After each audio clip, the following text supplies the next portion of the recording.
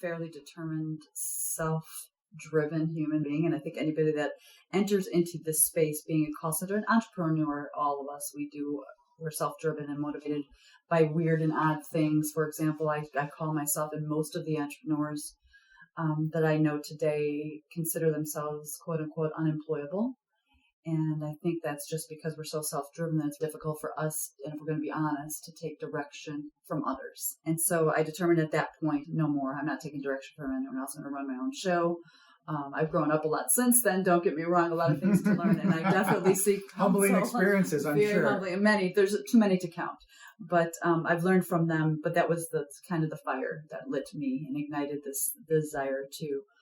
I knew the call center well. I knew inside sales well.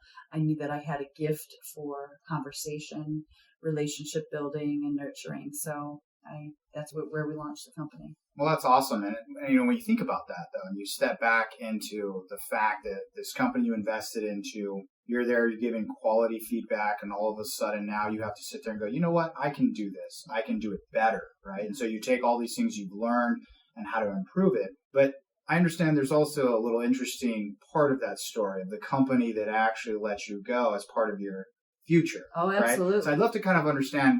Walk me through that, because that's got to have a little bit of something to it for you, right? It's a beautiful end to the story. So what might have seemed disastrous at the moment, I was devastated during that time. There was other steps that had to happen for me to actually launch the company. But moving forward from that moment up until launching the organization, I had worked for another company.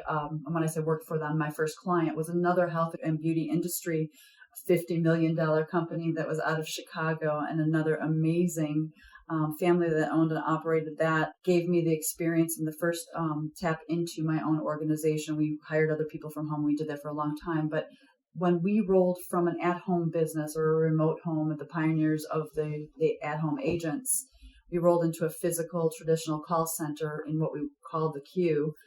7 years later, my second client was the first one that was my employer that had let me go. So I walked into her office and picked up the phone, walked into her office, sat down, had a meeting. Not only was she forgiving of how this all turned out, but she was grown up also. And I think we're both humbled. And she became my second client.